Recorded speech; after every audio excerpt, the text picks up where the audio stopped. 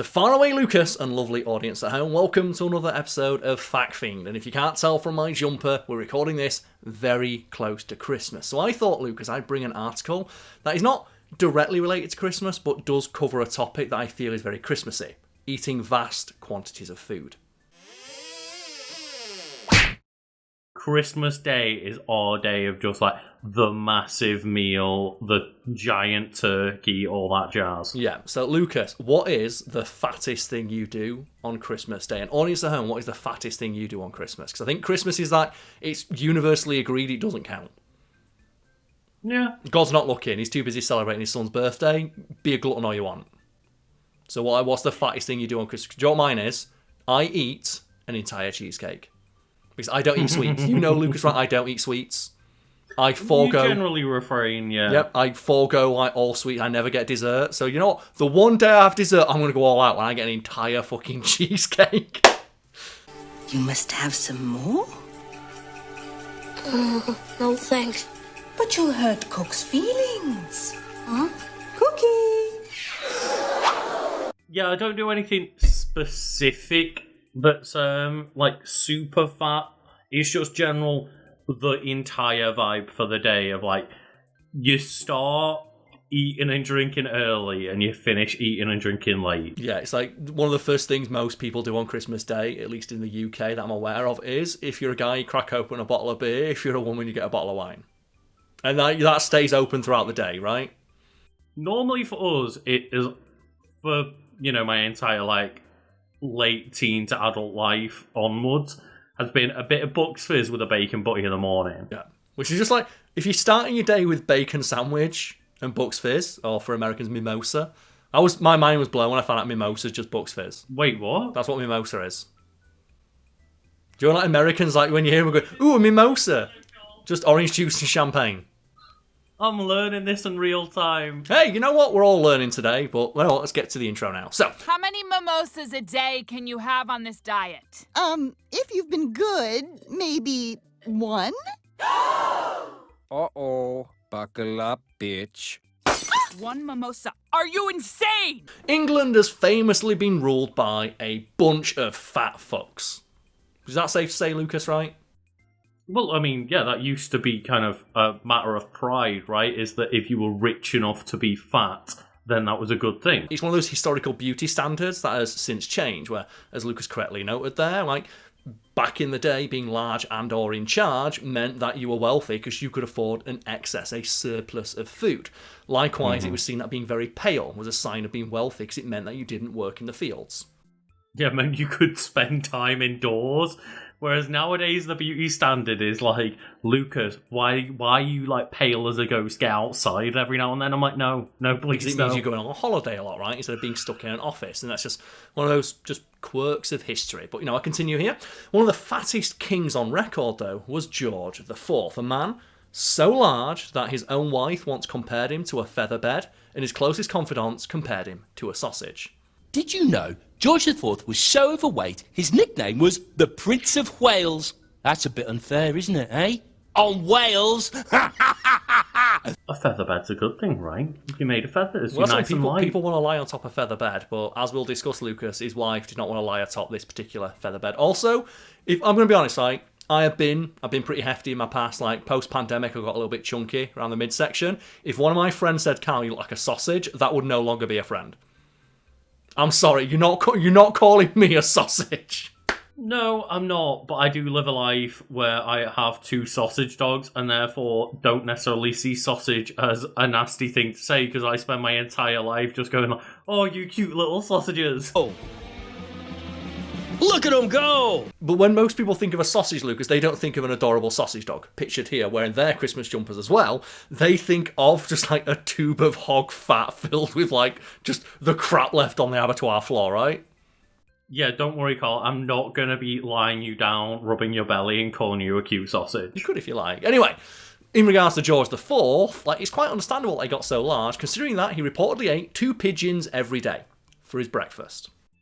For his fucking hell. You see, like many kings and queens of yore, George IV lived in the most obscene luxury and gorged himself on every luxury that was afforded to him as a result of his status as king. King George IV is well known for his love of art, fashion, architecture, Catholic women, and food. Vast amounts of food. I can hear you. I can hear you when you say that. And throughout his lifetime, he just steadily increased in size via a judicious application of wine and meat. And I don't think anything sums this up more, Lucas, than by his own official portraits from later in his life, and this is before the king's weight ballooned to in excess of 300 pounds, and he was on the verge of dropping dead as a result of being so tremendously large. And that's like an official portrait. And look, there's a lot to be said about unhealthy lifestyles. Mm-hmm. However, that is one hell of a way to go, is to just live your entire life on like wine, meat and cheese. Yeah, it's how Henry VIII went. Like Henry VIII. No wonder they all lived till they were like 30 something. Like Henry VIII was like a ginormous man. I believe like in his youth he was regarded as one of like the most handsome bachelors in Europe because he was like 6'3", had a 50-inch chest, but then he had a horse riding accident that left him bedridden. So he kept up the diet of a guy who was effectively like, you know, an athlete, but then he was bedridden. And this is something like people can probably relate to, like the pandemic, like I mentioned. Of just, you're no longer going to the gym, but you're still maintaining the same amount of caloric intake. And it results in you gaining weight. And Henry VIII got so massive that he couldn't even get out of his bed. And he famously had to be bricked into his bedroom every night because he was scared of assassins. Because he knew if an assassin come into his bedroom, they could just easily get to him so he couldn't fucking run away.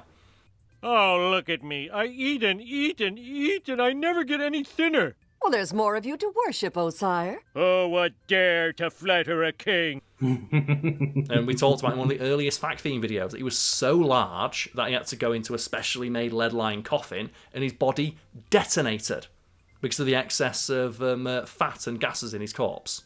Jesus. And the story goes that like there was one day like the bishop came in and just saw the coffin leaking.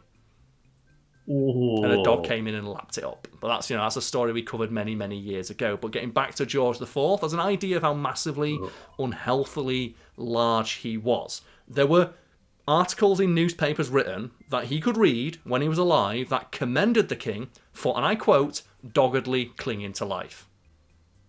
Fucking hell. And that's an article written about the most powerful man in the country. A man who could have anyone he wanted executed at any time for any reason he wanted to. And they were writing articles like, isn't he doing great not being dead? Well, they were complimenting him, Karl. They're complimenting him for still being alive, right? It's like, well done you for not being dead. It's like, that's literally the least someone can do, right? Of just clinging to existence. He's the king. Dear. Reminds me of like a great Sean Locke joke where he talks about how like Americans always like pay the president so much reverence. Like they give such a huge shit about the president. We don't care about royalty or like the prime minister over here. And he jokes about how like Gordon Brown was the prime minister at the time. Like, I reckon you could walk over to Gordon Brown and pour custard down his trousers. And I think you probably got to do that for like a good 10 seconds before his security go, come on, don't take the piss. He is the prime minister. Right? Yes, good evening, Your Majesty, you tax-dodging bitch. I think it's like probably a good way to describe both like the president of America, the next president of America, and our current king. Doggedly clinging to life. Clinging onto life. Doggedly is the word used. And speaking of compliments, the Duke of Wellington once met with George IV and commended him on his ferocious appetite, noting that even though the king was on the verge of dying, he was still able to put away 2 pigeons and a pie for his breakfast. Because he also had the pie, Lucas. Never forget, you also got to have a pie. And I guess, are we going to mention the pie sandwich? Should we talk about the pie sandwich? I was about to mention the Lucas, pie sandwich. tell me about the pie sandwich. It was just on an episode of, what was it, Secret Eaters, Secret maybe? Eaters, which is a classic, just, it's classic binge-watching television, ironically enough, where the premise is we're going to get some people who are overweight and they don't know why. So we're going to hire some professional, like, stalkers. What's the word? Not stalkers. Like private investigators. Stalkers, then, yeah. And they follow these people around and see what they're eating when they don't think the cameras are rolling. And there's one guy who's a fucking legend. What does he do, Lucas? So, I believe it was, like, at least once a day, he would go to, like, the, gas station or whatever it is, and just honk down a pie sandwich where not only did he, get the pie, which is filling with carb on the outside, he then felt the need to then get 2 more outside carb and put them around the pie. Meat and potato pie. Ah, the classic meat pie salad. Oh! And do you know what I found out? I was mentioning this to a friend of mine recently. We met up for, our Christmas, catch up. I joked about that of I'm going to be so... for January, I'm cutting out carbs, and I'm not looking forward to it. And they were joking of what? I reckon you'd have a pie sandwich. But, have you seen that episode as well? I'm like, no, pie sandwich is just a thing where I come from.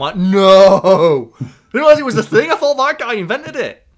Because, Britain's the place we love our carbs, right? Was it noodle wraps you had? I had pasta sandwiches as a kid, but do you have noodle wraps? I have a lot of ramen wraps even to this day, yeah. Which is carbs wrapped in carbs. Hey, throw a bit of cheese in there, it's great. There you go, right, yeah, Britons love our carbs, and there's the joke that I've made, people have been watching the channel for a while. First of all, thank you for watching the channel and supporting us all these years, but they're probably aware that I love my carbohydrates, to the point where my friends say, what, Lucas, when I'm ordering my takeaway? Well, it's very specific takeaways, but often Carl order Carl's carbs. Carl's carb, yeah, which is my usual Chinese order, for example, is fried rice, fried noodles, and chips, which is 3 carbs and curry sauce. And I'm cutting out carbs for January. Carl's originated.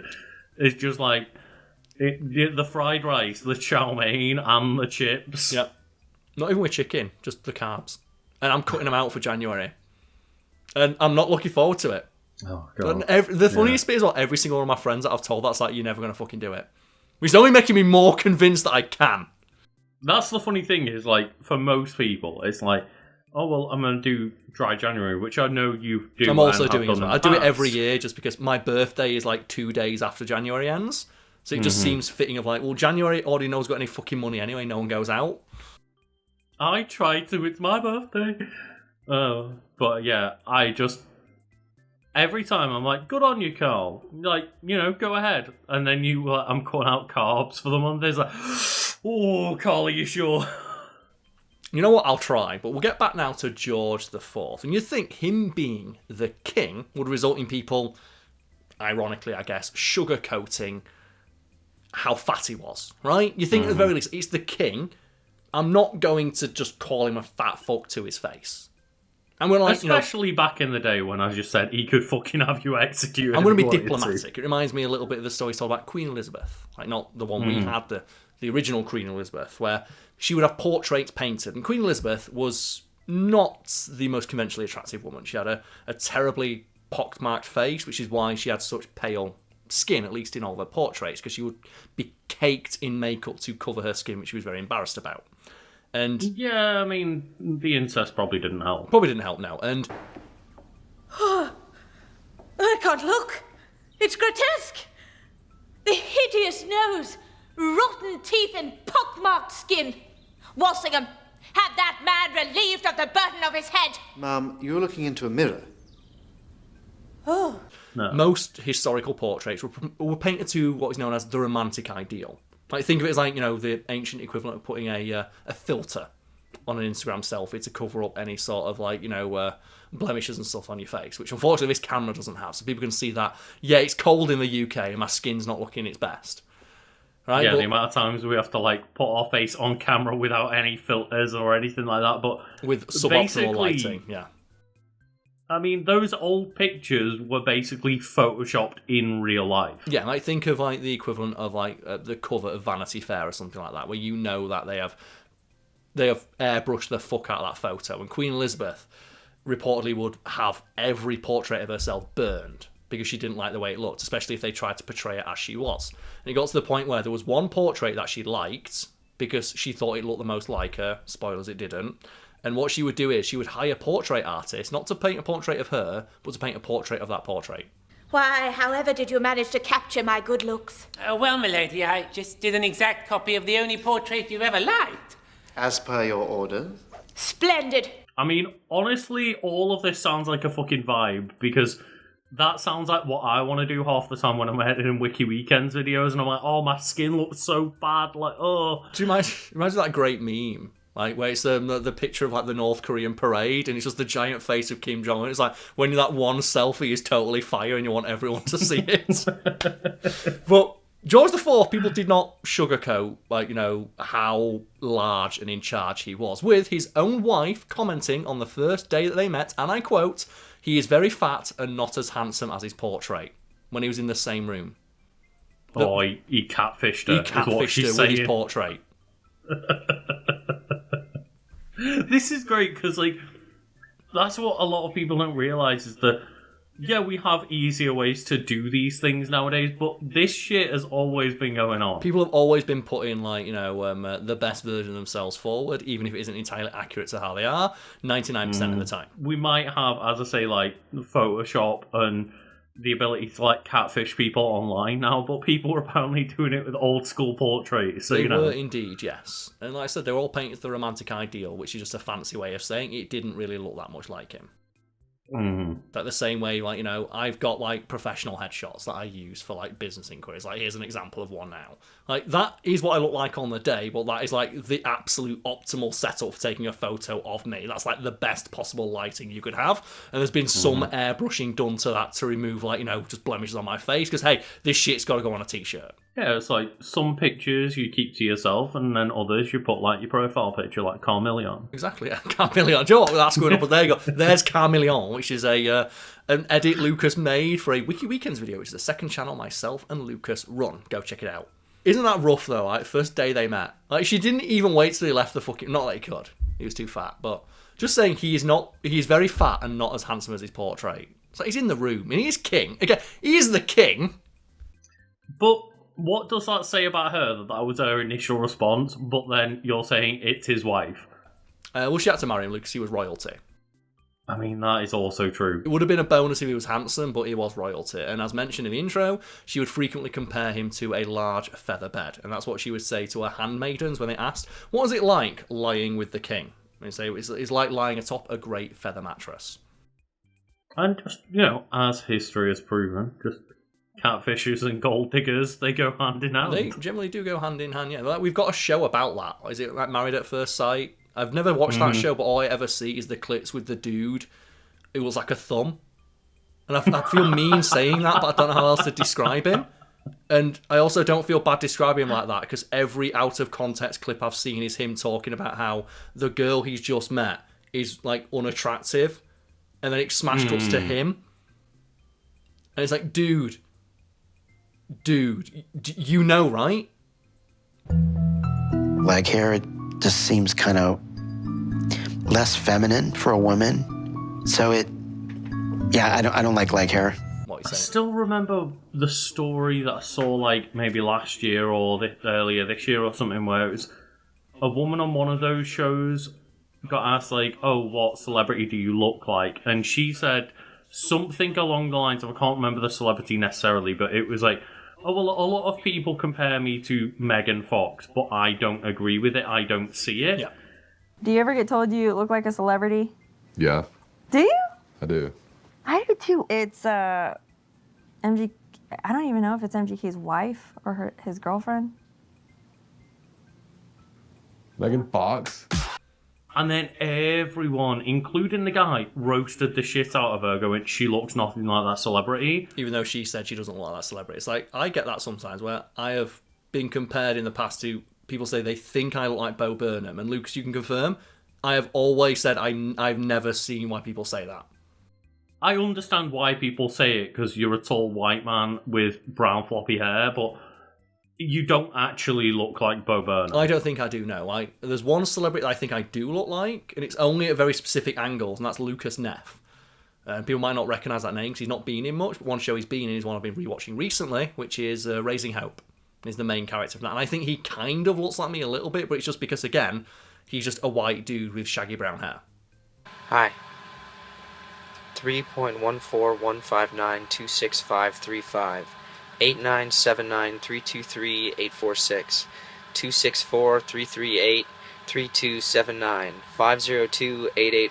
Is that the show that you sent to, like, our group chat where the first scene is just like him bent over? Yeah, it's him being spanked by Garrett Dillahunt, which I think we'd all like. But it's just like one of those things. Like, I think I'd like fallen asleep and I open up my laptop to see what it was like, to get work done for the day. It's just the shot of just like, why am I on the screen? It's like, you're a bit groggy. It's like, wait, is that? Wait, oh no, it's not. Okay, it's Lucas Neff getting spanked. It's like, why am I just on my own screen?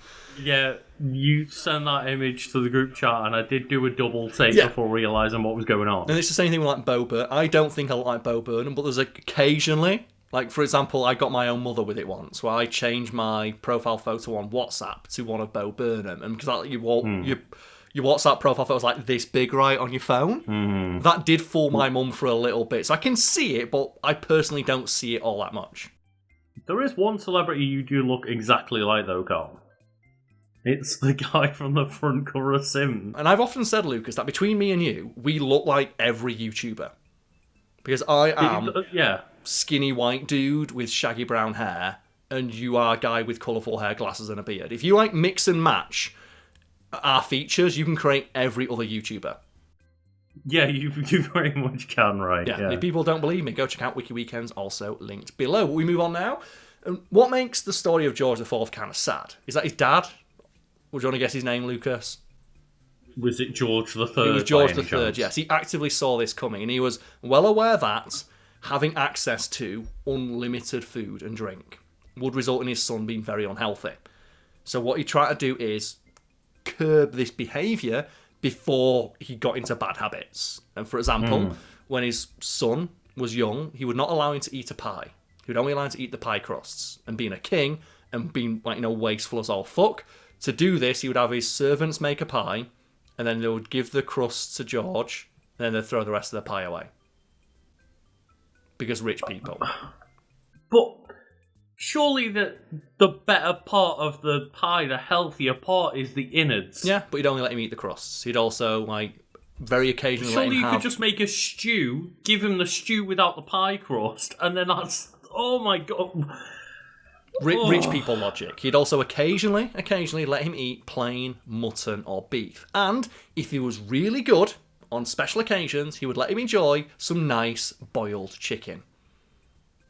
And that only reminds me, Lucas. Did it happen to be seasoned? It was not seasoned, so I guess I get to mention, speaking of Wiki Weekends, my favourite moment in a recent Wiki Weekends video, I got to remind you of Vishon. Do you remember the meme that Black Twitter came up with of reimagining Vision as a black dude? And he was called Vishon?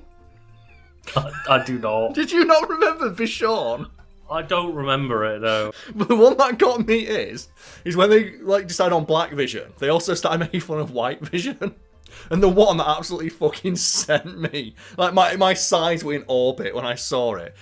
It's like a screenshot of White Vision. He's got that awful sneer on his face.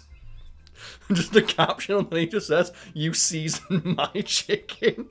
And it fucking killed me. Because it's just... How dare you? It's like just a sneer on White Vision's face. It's like, "You seasoned my chicken." You seasoned my chicken? How dare you season my chicken? But as you can imagine, this had the exact opposite effect on the young prince. And when his dad died, the literal first thing he did is just gorge himself on every one of the foodstuffs he was not allowed to have. Get in! Ugh. Sir, I think you may have misheard me. Dad's dead. Dad's dead. Oh gosh, I'm king.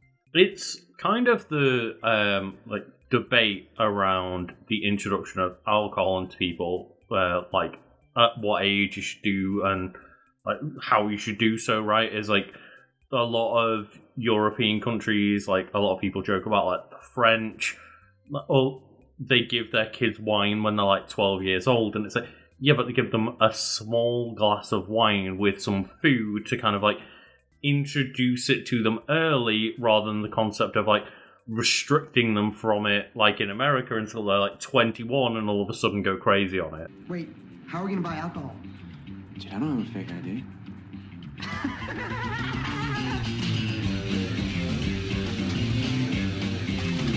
And we all know the stereotypes about frat parties and the moment people go to university and no longer a thumb of their parents, they immediately overindulge in everything. There's the meme in America of the freshman 15 of most freshmen gain 15 pounds in their first semester. because they just overindulge on bad food and alcohol. I don't know, we're Brits, we can't say much better. Like, our binge drinking culture is fucking totally awful. not. We can't, point the finger too much, because if we can't raise our arms, we're too fat, I suppose. I suppose, yeah, but the people that I know that went to university and indulged the most were the people who had the most restrictive parents. It is, yes, and that was what really happened with George IV, where when his dad died and he became king, it's like, well, now I can do whatever I want, and it's like he's never had sugar or fat his entire life, so the moment he tried some, it's like, oh, how much of this can I have? As much as you want. You're the king.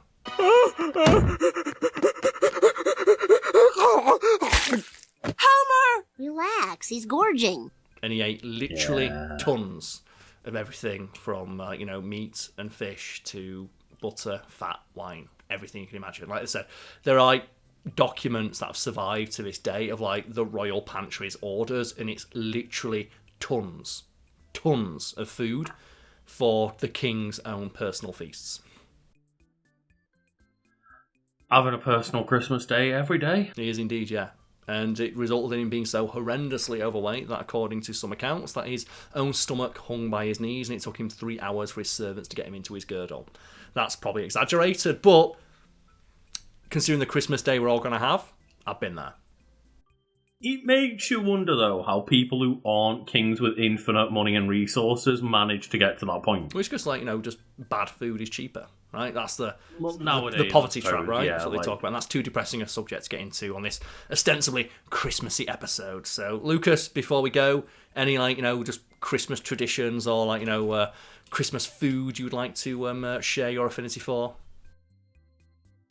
Well, that's what I was about to ask you. I was going to say, what is your favourite part of your traditional Christmas? Stuffing. I don't say film stuffing, because we've been talking about Christmas films all day. I meant to say Christmas food. It's stuffing. I love it so much. I love sage and onion stuffing. Not even sausage meat, just plain sage and onion stuffing. Straight out of a dry box? I can eat it dry, yeah. I can eat it when it's been made, but I love sage and onion stuffing. I didn't mean it dry, I meant with water and cooked, but do you eat it dry? I've been known to. I love it's one of those things, and that's why I only have it at Christmas. I know I'd like it that much, and I know that it's not the best thing for me. I refuse to have it in my house because I know I'll eat too much. I know people that go for a lot of stuffing, but I've never heard of someone eating it dry, fresh from the box. There's a story told about me when I went to a Toby Carvery. And I don't eat much meat. I'm not the biggest lover of meat. I'm not vegetarian. I just don't like the texture of meat because I'm a funny fucker. And just instead of meat, can I just get more stuff in? I was like, yeah. So how much do you want? I went, how much you got? And they piled it literally up to here. And there's a photo. I think it's my photo on Messenger. Do you have my photo on Messenger of me with a big plate of food? You can go check it out now. Have a look while you keep talking. It's me with a massive Sunday dinner. And just my friends always talk about how when I was taking the plate away from the buffet line, just some guy, God, that stuffing that lad's got. I love stuffing. I love it so much. Oh, yeah, that's been your Facebook picture for so long because neither of us have used Facebook in years, right? Exactly, so I can't update the profile photo. But you know what? It tells people what I'm all about. And I like it that much that I deliberately avoid any situation where I'd have to encounter it because I know I'd overindulge. Same as I don't eat sweets. I can't say too much, I suppose, because I eat cereal dry out the box, but cereal suggested serving is with milk. To make stuffing, you mix it with water when you use the suggested premix. thing is yum yum in my tongue right now. And you know what? I'm not going to be judged. Christmas is a lawless time. It's fine. Christmas is a lawless time, Luca. It is, and I will say my favourite part is just the roast potatoes. Oh man, I can overindulge in some roast potatoes as well. A lovely, properly seasoned, nice and golden, crispy roast potato. None of this, super pale, unseasoned roasties that you get in a load of cheap buffets and stuff. None of Aunt Bessie stuff. Proper homemade, put in either goose fat or oil or something like that, and it's properly seasoned and golden crispy on the outside and soft and fluffy on the inside. Oh, it's like the Christmas dinner I made last year. I'll put a picture of it on screen right now because I was really proud of it. And I made like my own gravy, and I made the gravy with like the chicken and the bacon stocks. I did like, rather than turkey, I did like bacon wrapped chicken breasts, and I took that stock and made the gravy with it. And it was so good because I had it in like this little cast iron pan.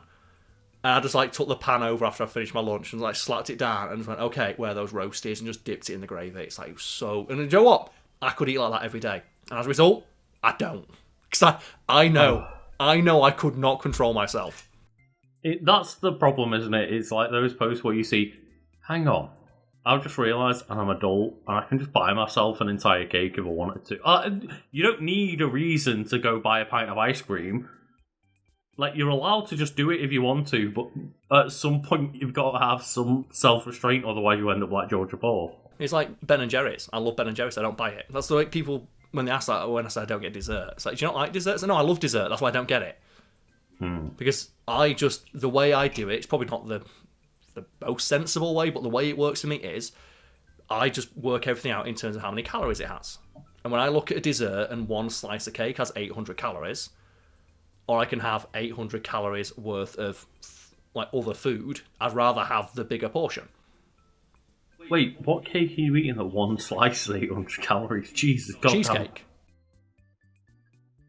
One slice of it? I mean, it depends on the size of the slice, I suppose. Do you know how many calories like one croissant has if you have like a buttered... It's like 400 or 500. Croissants are the killer. Yeah.